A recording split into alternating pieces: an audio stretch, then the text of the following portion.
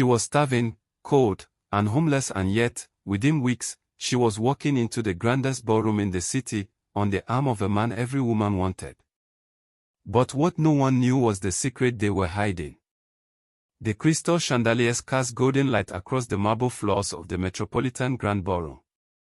Wealthy socialites in designer gowns whispered behind jeweled fans as Ethan Hale, the city's most eligible bachelor, entered with a stunning woman none of them recognized. Her emerald dress hugged her slender frame perfectly, her dark hair cascaded in elegant waves, and her smile radiated confidence that silenced the room. Who is she? The question rippled through the crowd like wildfire. Lena felt their stares burning into her skin, but she kept her chin high. Just 3 weeks ago, she had been digging through trash bins behind this very hotel, searching for scraps of food. Now she stood in its grandest room, diamonds glittering at her throat, playing the role of her life. If they found out who she really was, everything would collapse in seconds. But let's go back to where it all began, a stormy night that changed 2 lives forever. Thunder crashed against the floor-to-ceiling windows of Ethan's penthouse as he paced the marble floor, his hands clenched into fists. The argument with Monica, his fiancée, still echoed in his ears. "You care more about your precious company than you do about me," she had screamed before throwing her engagement ring at his feet and storming out. The ring lay there now, catching the lightning's reflection, a symbol of everything hollow in his life. At 28, Ethan Hale possessed everything money could buy, a billion-dollar empire inherited from his grandfather, penthouses in 3 cities, cars that cost more than most people's homes.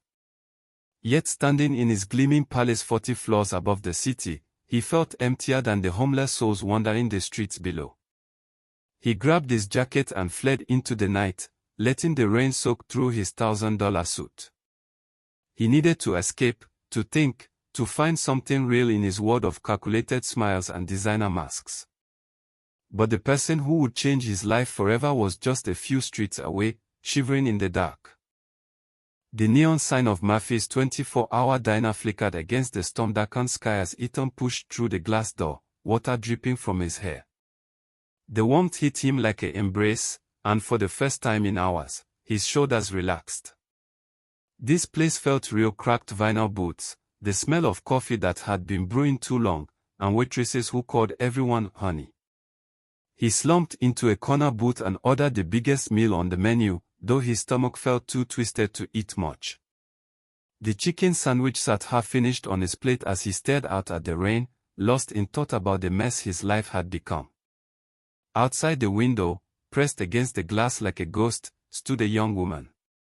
Her clothes hung loose on her thin frame, soaked through and dirty. But it was her eyes that stopped Ethan's breath, large, green, and filled with a hunger that went far deeper than food. She was watching his plate with the desperation of someone who hadn't eaten in days. Lena Morgan had been homeless for 8 months, ever since her mother died and the medical bills consumed everything they owned. At 22, she had learned to survive on the streets through wit and caution.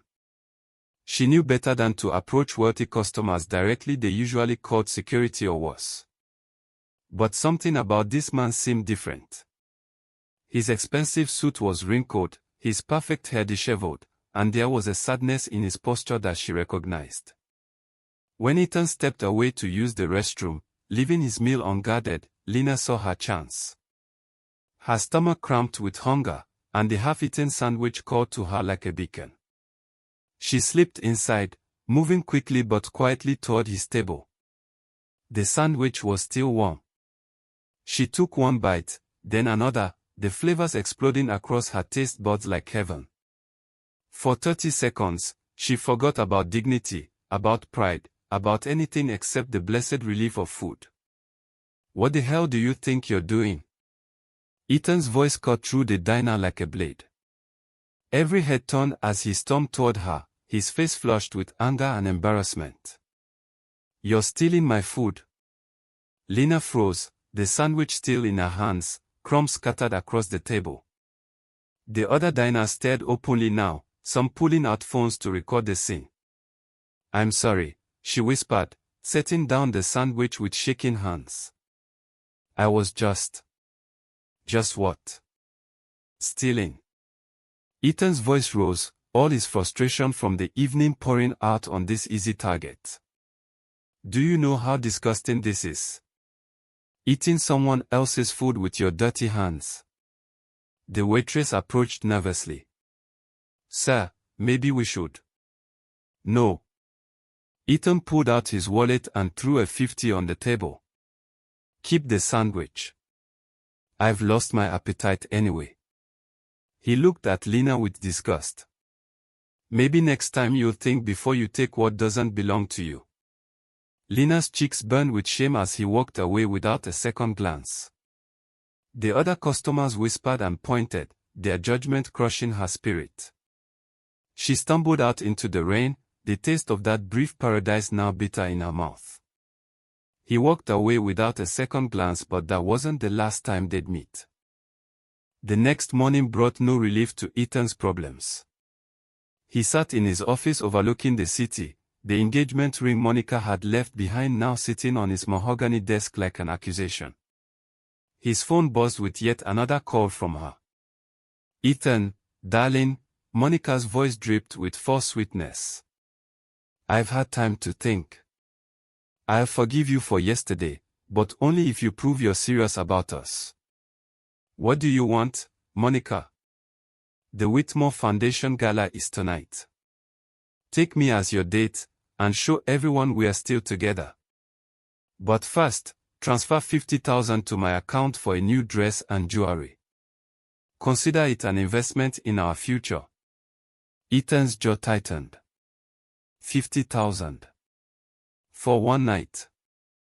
Darling, you know image is everything in our world. People are already talking about our fight. If you want to salvage your reputation, you need me there. The line went dead, leaving Ethan staring at his reflection in the black phone screen. She was right about one thing: showing up alone to the city's most prestigious charity event would spark rumors that could damage his business relationships. But paying Monica's ransom felt like selling his soul. He walked to the window, looking down at the streets where normal people lived normal lives, and something made him think of the homeless woman from last night. Beneath the dirt and desperation, she had possessed a striking beauty: high cheekbones, those remarkable green eyes, and a grace in her movements despite her circumstances. What if there was another way? Ethan spent the afternoon driving through the city's forgotten corners, searching for a ghost. He found her near the subway entrance on 5th Street, sitting on a cardboard mat with a paper cup in front of her. She looked up as his shadow fell across her, and her expression shifted from hope to recognition to anger. You, she said, scrambling to her feet. Come to humiliate me again. I'm sorry about last night. The words felt foreign in his mouth. I was having a bad evening, and I took it out on you. That wasn't fair. Lena crossed her arms, studying his face for signs of deception. What do you want? Your help, actually. I have a proposition. She laughed, a sound devoid of humor. Rich boy wants to buy the homeless girl. How original. It's not like that. Ethan pulled out his phone, showing her photos from society pages. I need a date for an event tonight. Someone elegant, sophisticated, who can hold her own in a room full of powerful people. And you think that's me? Lena gestured to her worn clothes, her unwashed hair. I think you have potential. One night, 3 hours maximum. I'll pay you $5,000. The number hit her like lightning. $5,000 enough for a security deposit on an apartment, for food and clean clothes and a chance to start rebuilding her life. What's the catch? No catch. Just be charming, let me introduce you as my girlfriend, and help me get through one night of social obligations. Lena wanted to walk away, to tell this arrogant man exactly what he could do with his money. But when had pride ever kept her warm at night? When had dignity ever filled her empty stomach? For the first time in years, She imagined sleeping under a roof, but at what cost? The transformation took 6 hours and felt like magic. Ethan had taken Lena to the city's most exclusive salon, where a team of stylists worked on her like artists restoring a masterpiece. Her tangled hair became flowing silk, her cracked nails gleamed with subtle polish, and makeup artists revealed the stunning bone structure that hunger had sharpened to aristocratic perfection. The dress came from a boutique where a single gown cost more than most people earned in a year. Midnight blue silk that hugged her curves and made her green eyes sparkle like emeralds. When she looked in the mirror, she barely recognized herself. "My God," whispered the stylist. "You're absolutely radiant." But it was Ethan's reaction that truly transformed her. When she walked out to meet him, his confident demeanor cracked for just a moment, his eyes widening in something that looked like awe. "You look," he struggled for words.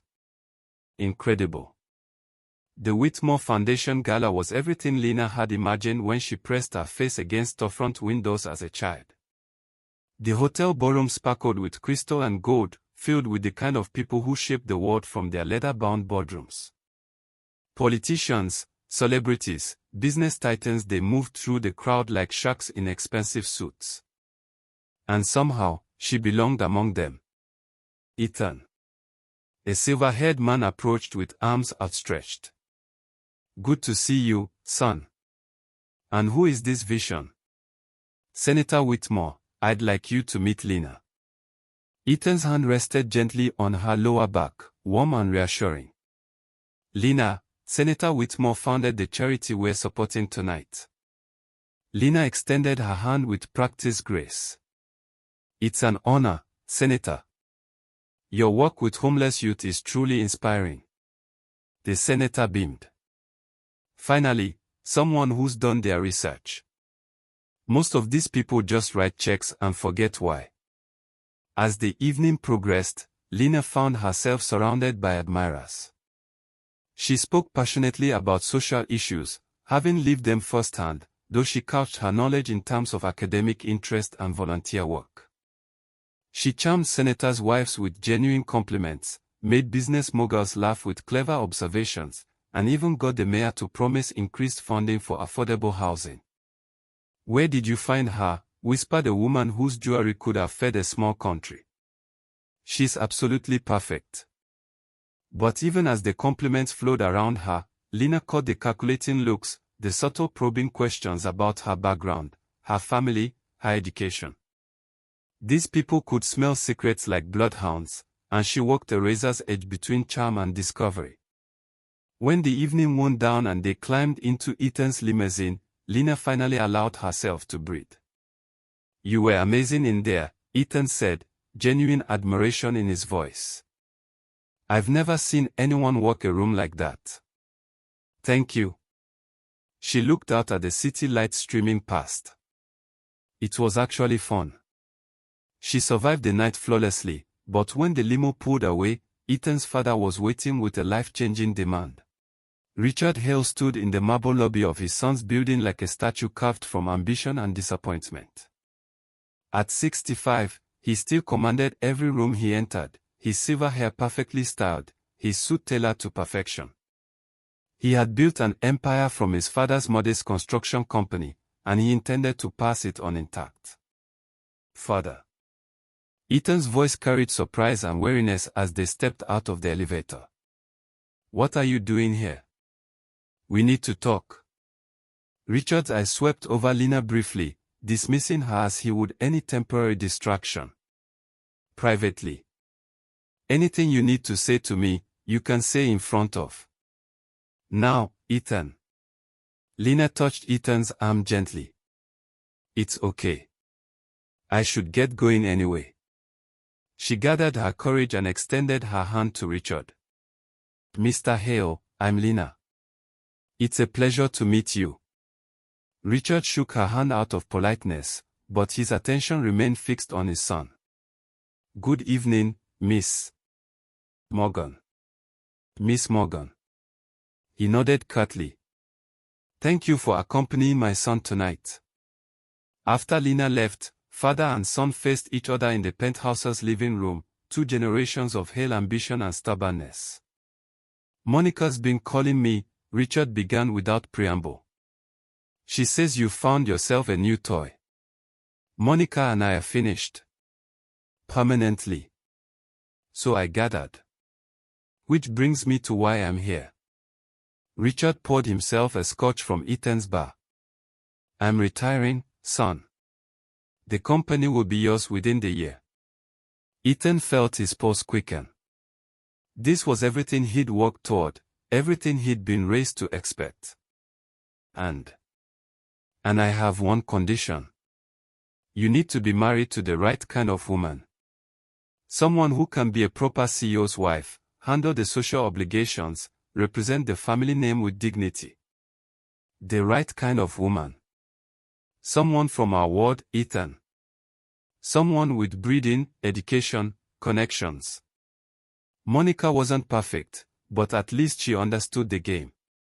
Ethan thought of Lena's grace at the gala, the way she'd handled senators and socialites with more authenticity than Monica had ever shown. What if I told you I'd already found someone? Richard's eyebrows rose. That girl from tonight. Ethan, she's lovely, I'm sure, but... But what? You spoke to her for 30 seconds. I don't need longer.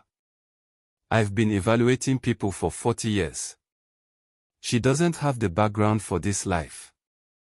After his father left, Ethan stood alone in his gleaming apartment, weighing his options. He could find someone suitable, play the part his family expected, and inherit everything he'd been promised. Or he could walk away from it all. But there was a third option. The next morning, he called Lena. She answered on the 5th ring, her voice thick with sleep. Hello. It's Ethan. We need to talk. They met at a coffee shop in neutral territory, away from both his ward and her streets. Lena arrived wearing the same warm clothes from before the gala, the transformation reversed, but Ethan found himself seeing her differently now. The confidence she'd shown last night hadn't disappeared with the designer dress, it had just gone underground.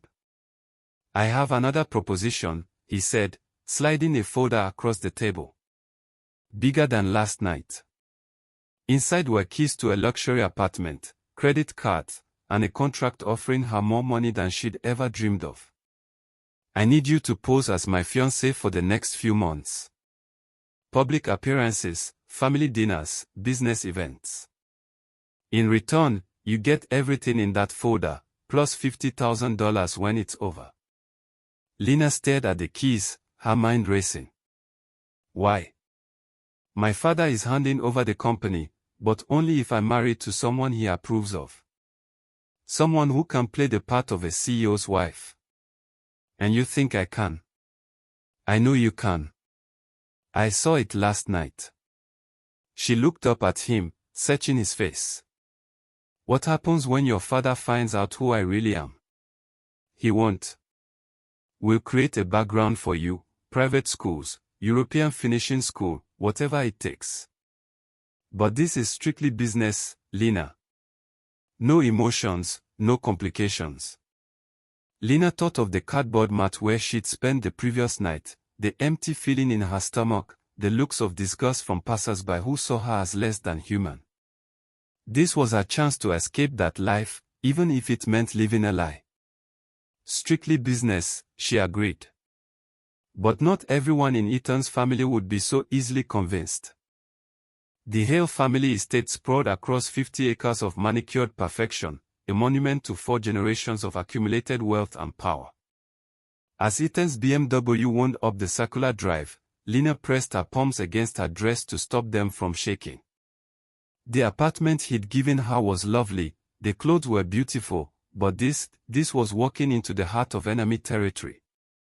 Remember, Ethan said as they approached the front door, we met at a charity auction 6 months ago.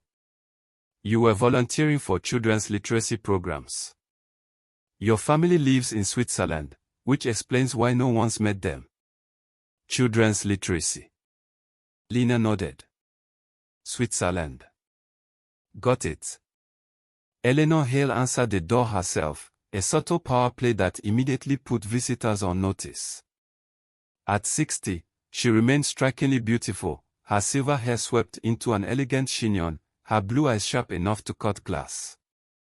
She had spent 40 years as the wife of a powerful man, learning to read people, to spot weakness, to protect what was hers. Mother. Ethan kissed her cheek.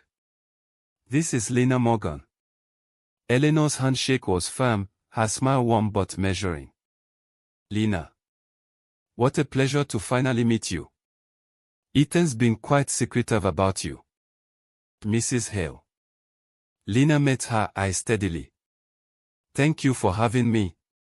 They were led into a sitting room that belonged in a museum, all antique furniture and oil paintings of stern-faced ancestors. Richard Hale rose from his leather chair, extending his hand with considerably more warmth than he'd shown at their first meeting. Miss Morgan. You look lovely. Thank you, Mr. Hale. As they settled into conversation over afternoon tea, Lena found herself being subtly interrogated. Eleanor's questions came wrapped in maternal interest, but each one probed deeper into the carefully constructed background Ethan had provided. Switzerland must have been wonderful to grow up in, Eleanor mused, pouring tea from a delicate china service. Which canton? Zurich, Lena replied smoothly. My father's business required a lot of travel, so we moved frequently. How fascinating. And what sort of business? Import-export. Rather boring, actually. Eleanor nodded, but Lena caught the brief glance she exchanged with her husband. The older woman's radar was pinging, sensing something off in the story even if she couldn't pinpoint exactly what. And how did you two meet? Richard asked, settling back with his brandy. Ethan took her hand, the gesture looking natural despite being purely performative. At the Children's Hope auction last spring. Lena was working with the literacy volunteers, and I was immediately struck by her passion for the cause. Literacy is so important, Lena added, grateful for the nights she'd spent in shelters where volunteers read to children. Too many kids fall through the cracks of the system. Richard beamed. A woman with a social conscience. I like that. But Eleanor's smile never wavered, and never reached her eyes. As they took a tour of the grounds, Eleanor walked beside Lena while the men discussed business ahead of them. You have lovely hands, Eleanor observed casually. Do you play piano? Lena looked down at her hands, grateful that manicures had hidden the calluses and scars from months of street survival. A little. Nothing professional. I'd love to hear you play sometime. Eleanor's tone was light, conversational, but Lena had the trap being set. The grand piano in the music room would become another test, another way to probe the authenticity of her refined background. That evening, as they drove back to the city, Lena was quiet until Ethan finally asked what was wrong. Your mother doesn't believe me, she said simply. What makes you think that? She was testing me all night. The piano comment, asking about specific places in Switzerland, watching how I held my teacup. She knows something's not right. Ethan glanced at her, concerned. Can you handle it? Lena thought of Eleanor's calculating smile, the way the older woman had studied her like a specimen under a microscope. I don't know. She's smart, and she's protective of you. If she decides I'm a threat, she won't find anything. We've covered every angle. But Lena shook her head, staring out at the city lights. She doesn't need evidence, Ethan. She just needs instinct. And her instincts are telling her I don't belong in your world. That night, alone in her beautiful new apartment, Lena stood at the window looking down at the streets where she'd once walked, searching for food and shelter. The distance seemed impossibly vast now, not just in flaws but in the life she was trying to leave behind. But far from the estate, someone else was plotting to tear them apart. Monica Sterling had spent 3 weeks in the Hamptons, nursing her wounded pride and plotting her revenge. The daughter of old money, she had grown up believing that certain things in life were guaranteed, including Ethan Hale's eventual proposal and the merger of their family fortunes. Seeing photos of him with another woman at the Whitmore Gala had been a slap across her perfectly sculpted face. Seeing the way he looked at this nobody had been a declaration of war. Find out everything you can about Lena Morgan, she told her private investigator from the terrace of her family's estate, her manicured fingers gripping her phone like a weapon. I want to know where she went to school, who her parents are, what she ate for breakfast. Everything. The investigator was thorough, expensive, and very good at his job. Within 48 hours, Monica had a file that made her smile for the first time in weeks. Lena Morgan, age 22. No record of private school attendance. No Swiss residency permits. No father in import-export. In fact, no legitimate background at all beyond a public school education and a mother who had died drowning in medical debt. But the real prize was the security footage from Murphy's diner, grainy but clear enough to show Lena stealing food off Ethan's plate like a common street thief. Monica's first instinct was to expose the little fraud publicly, but she was smarter than that. Public humiliation would only make Ethan more protective, more determined to prove his choice was right. No, this required a surgical strike at the heart of what mattered most to the Hale family, their reputation and their dynasty. She called Eleanor Hale directly. Mrs. Hale, it's Monica Sterling. I hope you don't mind me calling. Monica, dear. Eleanor's voice carried just enough coolness to acknowledge their complicated history. How are you?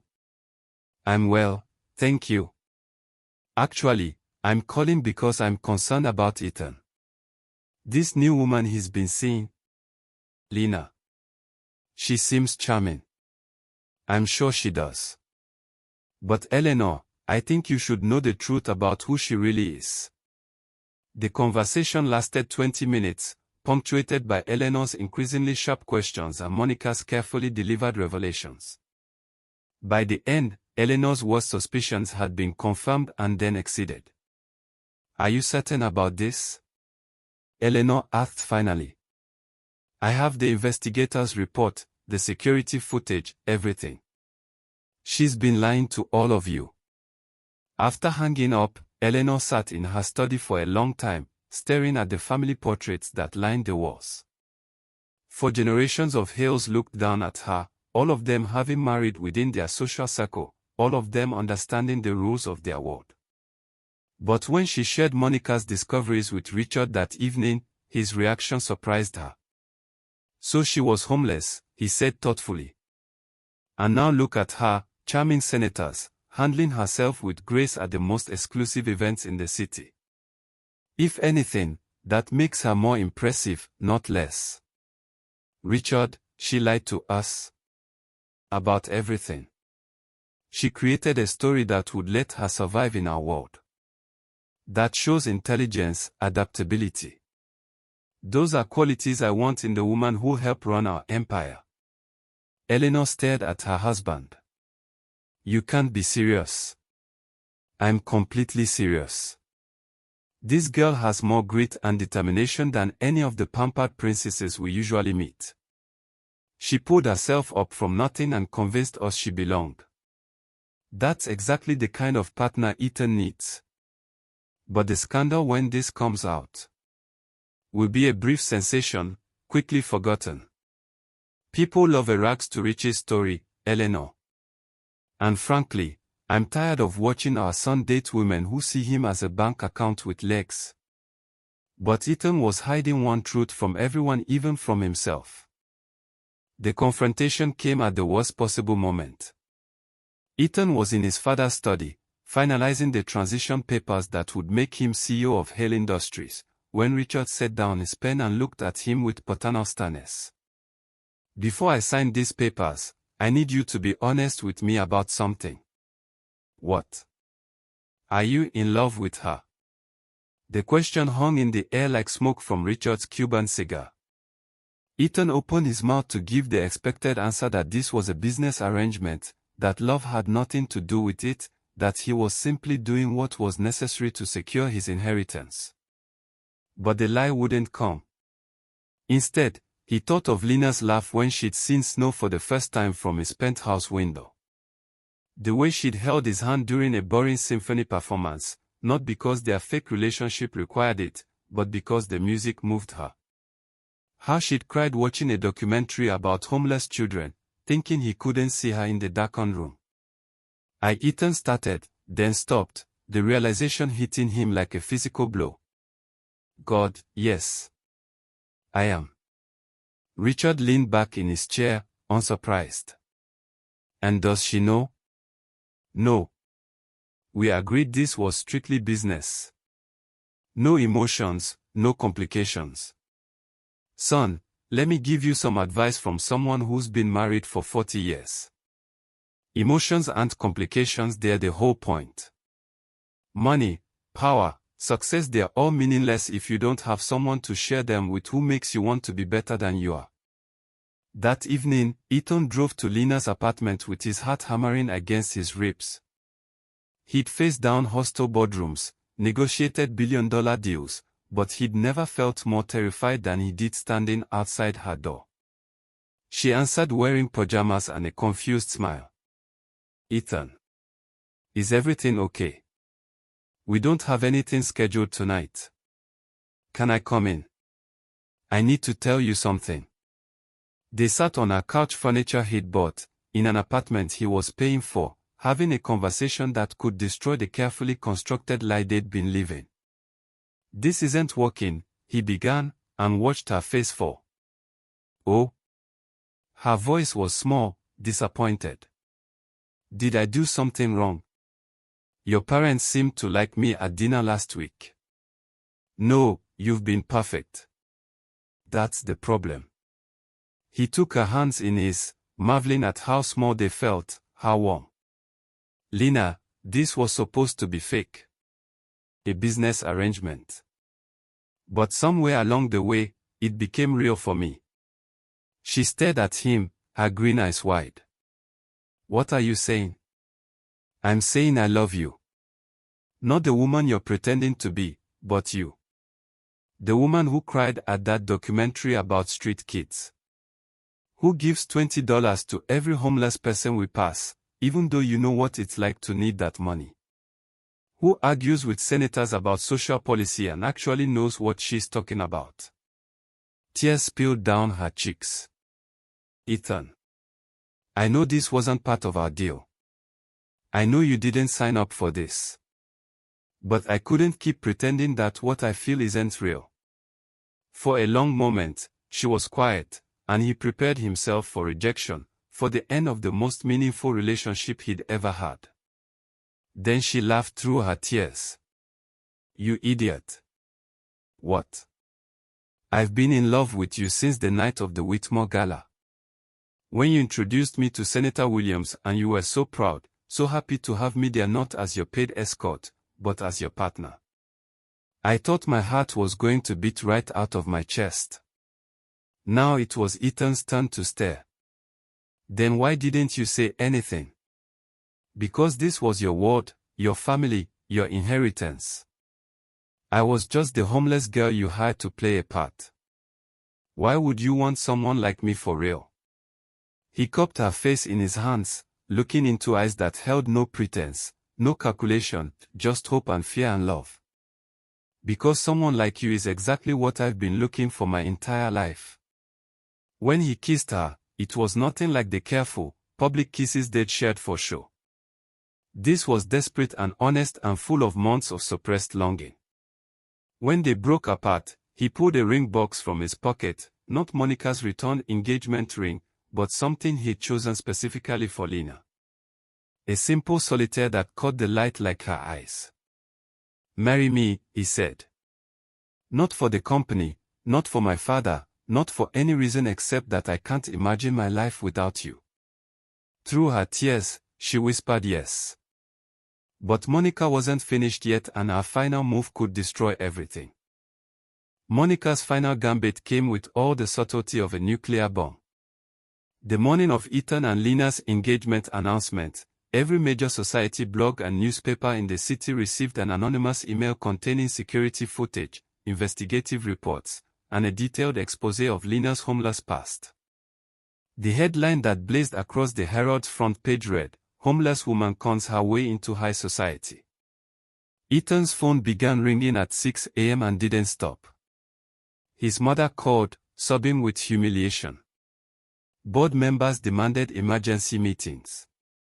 Society reporters camped outside both his penthouse and Lena's apartment. By noon, the story had gone viral. #Fakeries was trending on social media, with thousands of people debating whether Lena was a clever opportunist or a gold-digging fraud. "We need to call off the engagement," Lena said when they met at his office, away from the cameras. Her face was pale but determined. "This is destroying your family, your business. Everything you've worked for." "Absolutely not." Ethan's jaw was set in a line she'd learned to recognize, his stubborn face, the expression that meant he'd made a decision and wouldn't be moved. "I don't care what they're saying. Your mother does. She called me this morning, Ethan. She didn't say it directly, but she made it clear that if I really loved you, I'd walk away. My mother doesn't get to decide who I marry. But maybe she's right." Lena's voice broke slightly. "Look at what this is doing to you. To your family." Maybe some words aren't meant to collide. Before Ethan could respond, his father appeared in the doorway. Richard Hale looked every one of his 65 years, the weight of the morning's revelations showing in the lines around his eyes. "Lena," he said quietly. "Could I have a word?" She followed him into the conference room, bracing herself for the conversation she'd been dreading. But instead of anger or disappointment, she found something unexpected in Richard's face: respect. "I owe you an apology," he began. "I've spent 40 years in business, and I thought I was good at reading people. But I completely underestimated you, Mr. Hale. Do you know what impressed me most about last night's dinner party? It wasn't your knowledge of wine or your conversation with the ambassador's wife. It was when you excused yourself to help Maria in the kitchen when she dropped that tray." Lena remembered the moment the elderly housekeeper had seemed so distressed, and helping had felt natural. "You didn't think anyone was watching," Richard continued. "You didn't know that Maria is like family to us, that she helped raise Ethan. But in that moment, when you thought no one could see, you showed exactly who you are. Someone who helps people, not because it benefits you, but because it's right. I lied to you about everything else. You created a story that would let you survive in a world that wasn't built for people like you. That takes courage, intelligence, and more strength than most people will ever need to show." Richard leaned forward. "Lena, I don't care where you came from. I care where you're going. And I think you're going to help my son become the man he's meant to be." An hour later, Eleanor Hale walked into the conference room, her face a mask of controlled composure. Lena prepared for the worst. "I've been fielding phone calls all morning," Eleanor said without preamble. "Do you know what every single person has told me?" Lena shook her head. "That you're the best thing that's ever happened to my son. Senator Williams said you know more about housing policy than most politicians. Caroline Whitmore said you volunteered more hours for her literacy program in 3 months than." Monica makes one last attempt to poison Ethan's mother against Lena, but now, even she supports the marriage. Monica lives in defeat, disappearing overseas. 2 months later, Ethan and Lena marry in an intimate ceremony at the family estate. Lena reflects on her journey from the street to a place of love and belonging. Ethan's father hands him the family company, with Lena as his partner in business and in life. Closing moral: sometimes, the people we least expect can change our lives forever. Call to action: would you have trusted someone with a past like Lena's? Let us know in the comments, and don't forget to subscribe for more epic folktales.